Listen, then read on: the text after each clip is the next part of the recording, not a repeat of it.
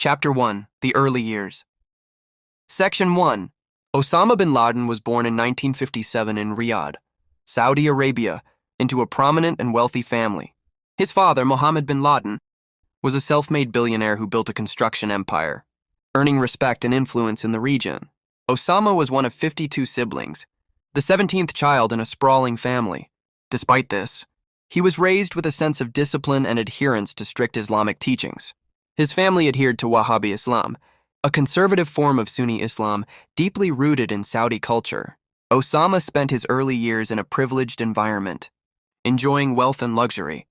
However, his upbringing also emphasized modesty and spirituality.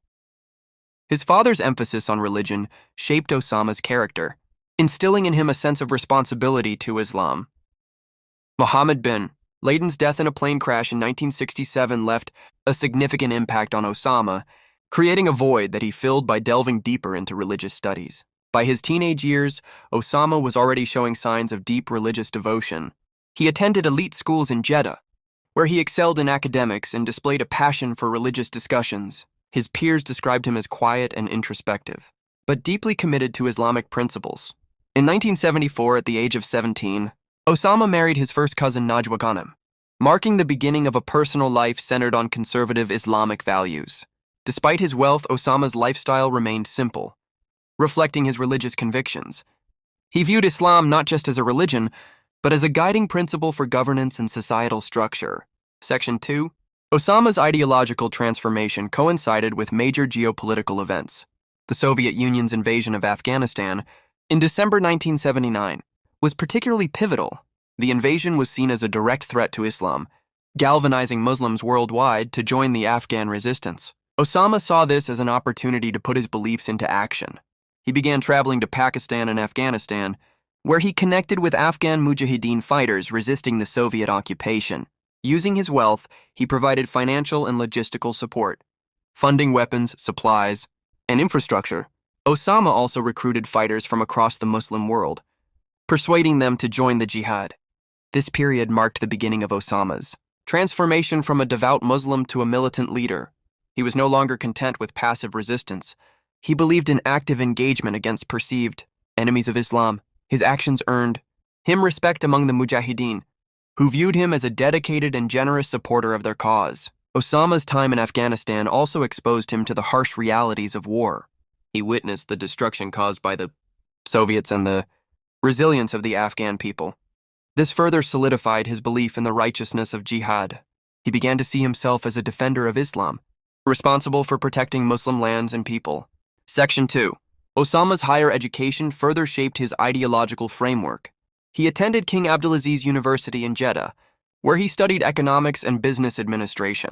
These studies prepared him to manage his inheritance, but also exposed him to radical Islamic ideologies. Professors and scholars at the university, such as Abdullah Azzam, inspired Osama with the idea of jihad as a tool to protect Islam. During this period, the Muslim world was undergoing significant turmoil. The 1979 Iranian Revolution and the Soviet invasion of Afghanistan marked a turning point for many Muslims, including Osama. These events fueled a sense of Islamic awakening, emphasizing the need to protect Muslim lands from foreign intervention. Osama began to distance himself from his family's business empire, focusing instead on religious and ideological pursuits. He was particularly influenced by the teachings of Sayyid Qutb, an Egyptian scholar who advocated for the establishment of Islamic governance and resistance to Western influence. Osama's early mentors instilled in him a belief that Islam was under attack from both external forces, such as Western powers, and internal corruption among Muslim leaders. This belief would become the cornerstone of his life's mission. He started funding Islamic causes, using his wealth to support charities, mosques, and educational institutions aligned with his vision. Section 4. By the early 1980s, Osama had become a central figure in the Afghan resistance.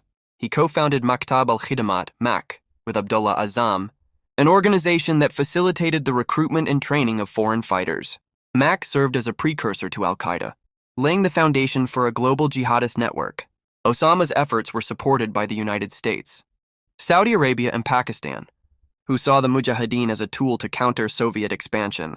The CIA's Operation Cyclone provided funding and weapons to the resistance, indirectly benefiting Osama's activities. This alliance of convenience would later backfire, as Osama turned his attention to the West. During this time, Osama also began building a personal army, composed of fighters loyal to him. He established training camps in Afghanistan, where recruits were taught guerrilla warfare, explosives, and ideological indoctrination. These camps became breeding grounds for future jihadists, many of whom would join al-Qaeda. Despite the challenges of war, Osama thrived in the rugged terrain of Afghanistan. He developed a reputation as a fearless leader, often participating in battles alongside the Mujahideen. His commitment to the cause earned him the nickname Emir among his followers. Chapter 2. Rise of a Leader. Section 1. By 1984, Osama bin Laden's involvement in the Afghan-Soviet War had evolved beyond financial support.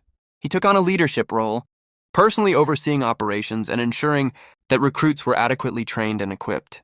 His passion for the cause inspired loyalty among his followers. Fighters who joined his ranks described him as humble but deeply committed to jihad. Osama's ability to organize resources was unmatched. Using his wealth and connections, he built roads, dug tunnels, and constructed fortifications in Afghanistan. These efforts were crucial for the Mujahideen, allowing them to maneuver effectively against the Soviet forces. His reputation grew, not just as a financier, but as a warrior willing to share the hardships of the battlefield. Despite his growing influence, Osama remained deeply religious. He led prayers for his men and frequently quoted verses from the Quran to motivate them. He viewed the struggle against the Soviets as a holy war, a duty ordained by Allah to protect Islam. This conviction drove him to push harder, even as the war took a toll on his health and resources. Osama also began developing his ideology during this period. He believed that Muslims should unite under a single Islamic state, free from foreign influence. This vision extended beyond Afghanistan, encompassing the entire Muslim world. He saw the war as the first step toward achieving this goal, a test of faith that would ultimately lead to the liberation of Islamic lands. Section 2. The Soviet withdrawal from Afghanistan. In 1989 marked a significant victory for the Mujahideen. Osama and his followers celebrated the defeat as proof of Allah's will and the power of jihad.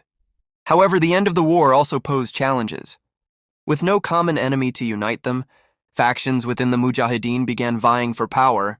Osama returned to Saudi Arabia, where he was initially hailed as a hero. His contributions to the Afghan resistance were recognized by the Saudi government and the public. However, he quickly became disillusioned with the leadership of his home country. He criticized the Saudi monarchy for its alliance with Western powers, particularly the United States.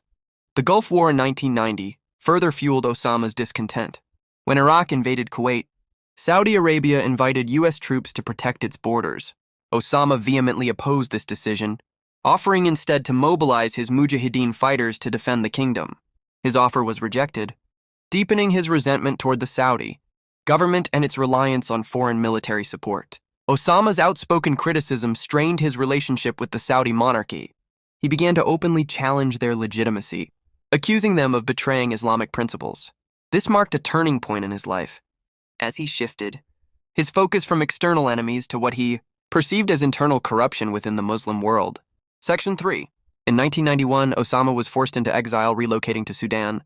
This move allowed him to regroup and plan his next steps.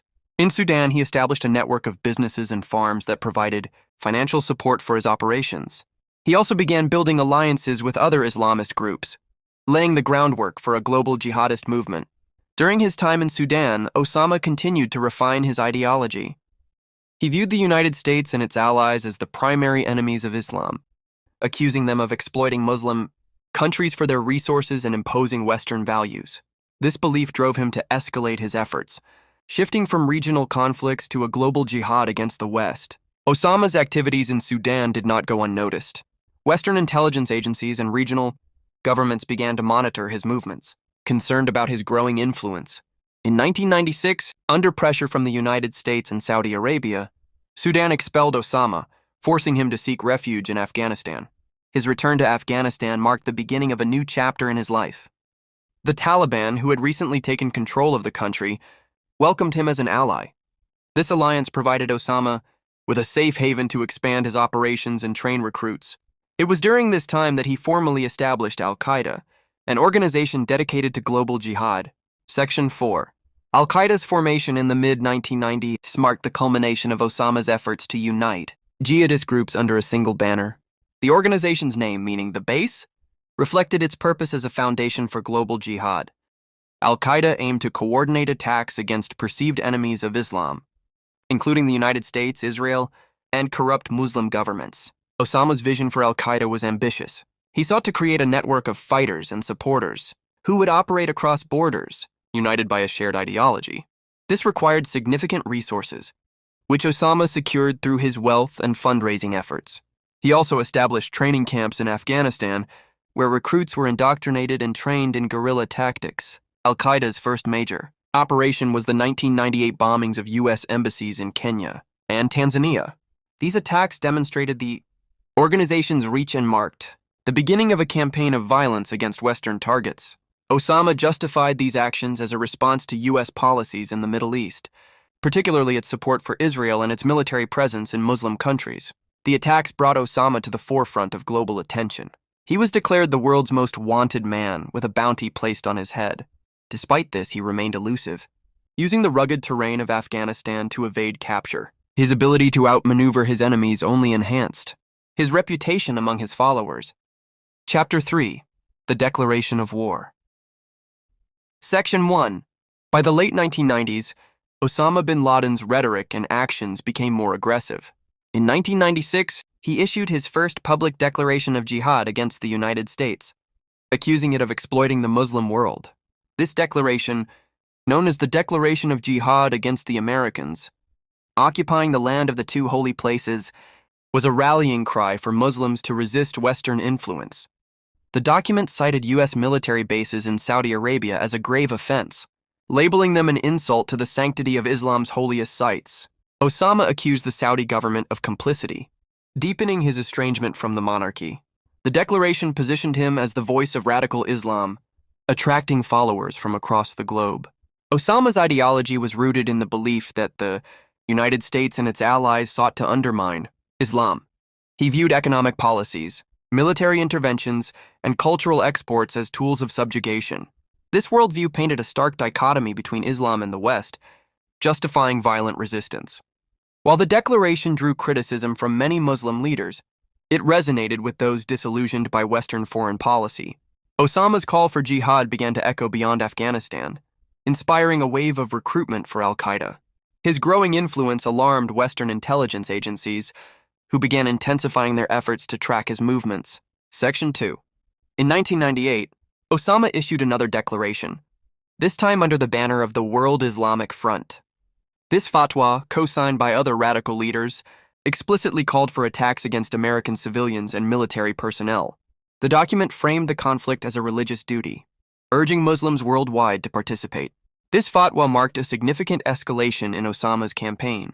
It was no longer confined to grievances against U.S. policies in the Middle East, but extended to the broader Western world.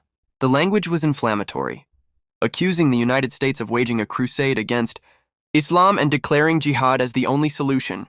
The timing of the fatwa coincided with increasing U.S. involvement in the Middle East, including its sanctions on Iraq and support for Israel. Osama skillfully leveraged these issues to justify his actions, portraying them as defensive measures to protect Muslims. Osama's declarations were widely distributed, amplified by emerging media networks. Al-Qaeda also began using videotapes and satellite television to spread its message, making Osama a household name. These efforts established him as the face of global jihad, further polarizing opinions about his cause. Section 3, the 1998 bombings of U.S. embassies in Kenya and Tanzania, were a direct result of Osama's fatwa. These attacks killed over 200 people and injured thousands, marking Al-Qaeda's first large-scale operation against American targets. The bombings were meticulously planned, involving coordinated explosions and extensive reconnaissance. Osama justified the attacks as a response to U.S. policies, particularly its military presence in the Arabian Peninsula. The casualties included both Americans and local civilians, a fact that drew widespread condemnation. However, for Osama, these deaths were collateral damage in a larger struggle. The bombings prompted swift retaliation from the United States. President Bill Clinton ordered missile strikes on suspected Al-Qaeda camps in Afghanistan and Sudan. While the strikes damaged infrastructure, they failed to capture or kill Osama, who had already fled to safe locations. The failure to apprehend Osama only emboldened him.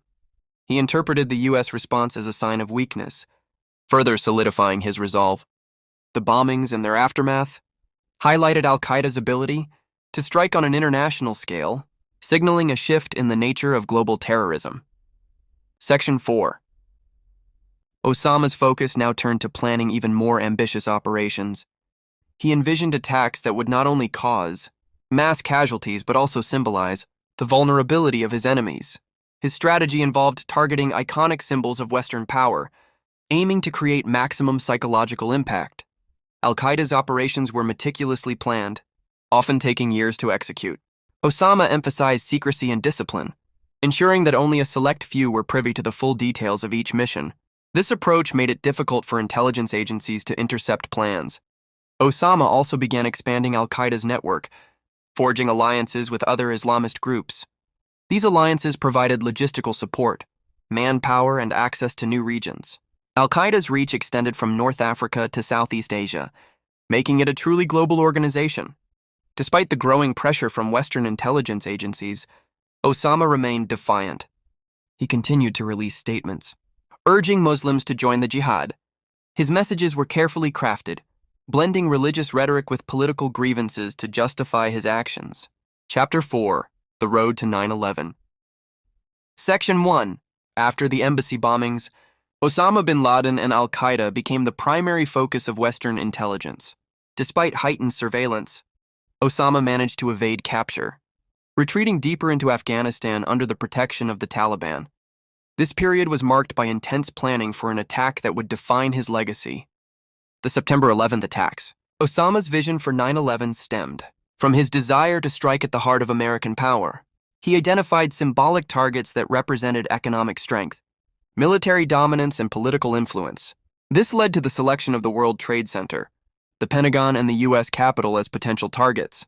Khalid Sheikh Mohammed, a key Al-Qaeda operative, proposed the use of hijacked planes as weapons. Osama approved the plan, recognizing its potential to cause mass casualties and global shock. He personally oversaw the selection of operatives, ensuring they were loyal, disciplined, and capable of executing the complex operation. The recruits underwent rigorous training in Afghanistan, focusing on aviation skills, covert operations, and the ideological justification for their mission. They were taught to view their actions as martyrdom, a sacred duty in the fight against perceived enemies of Islam. Section 2. In 2000, Al-Qaeda had finalized the operational details of 9/11.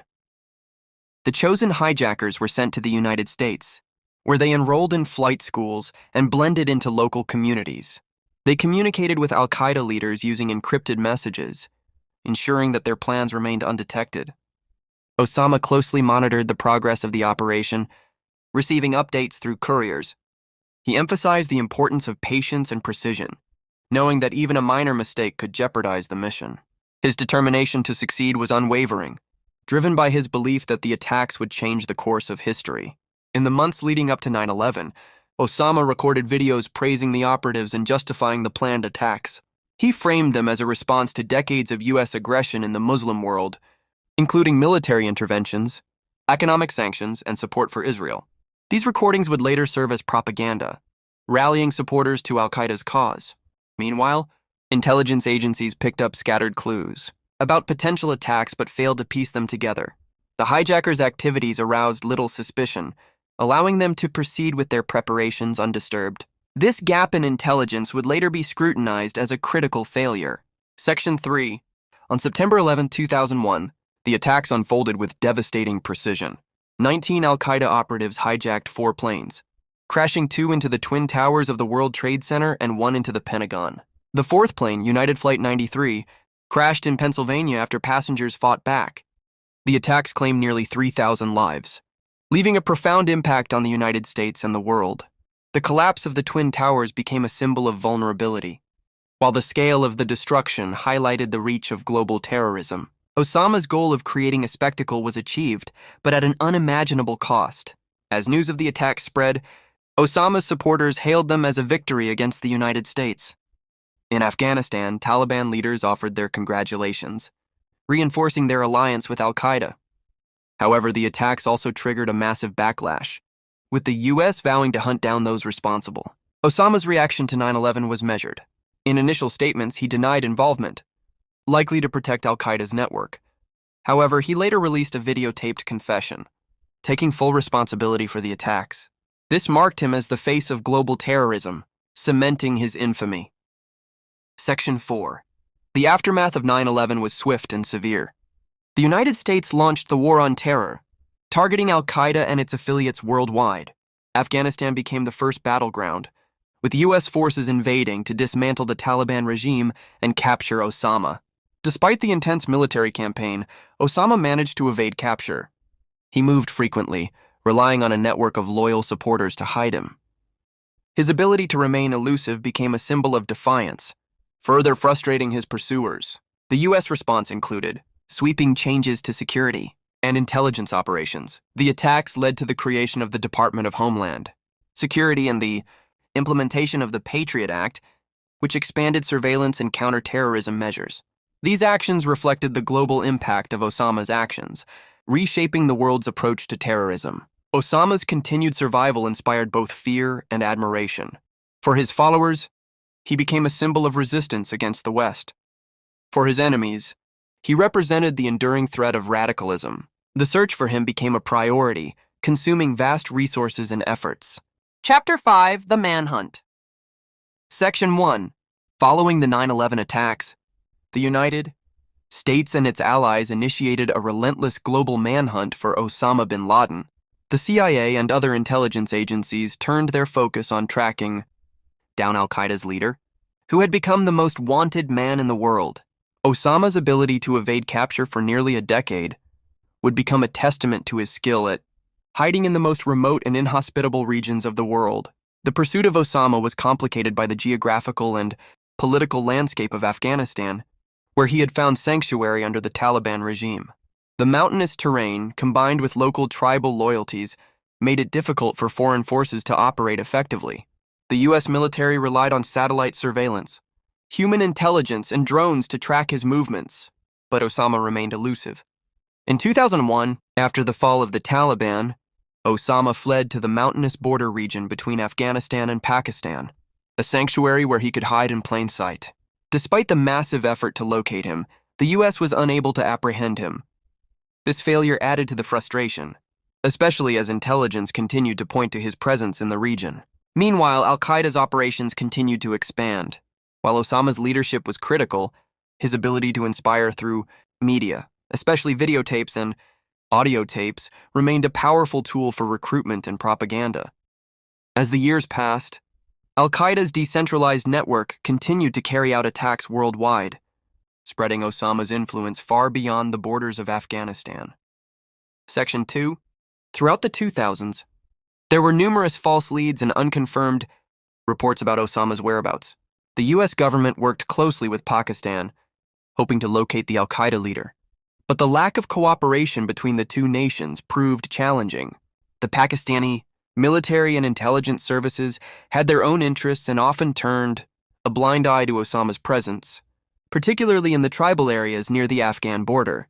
In 2004, a tape emerged in which Osama directly threatened the U.S. for its role in Iraq. The message served to remind the world of his continued existence and his ideological mission.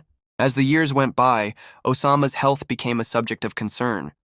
Some intelligence suggested that he had suffered from kidney failure, leading to speculation about his physical condition and how long he could remain hidden. By 2007, U.S. intelligence had begun to narrow down Osama's potential location.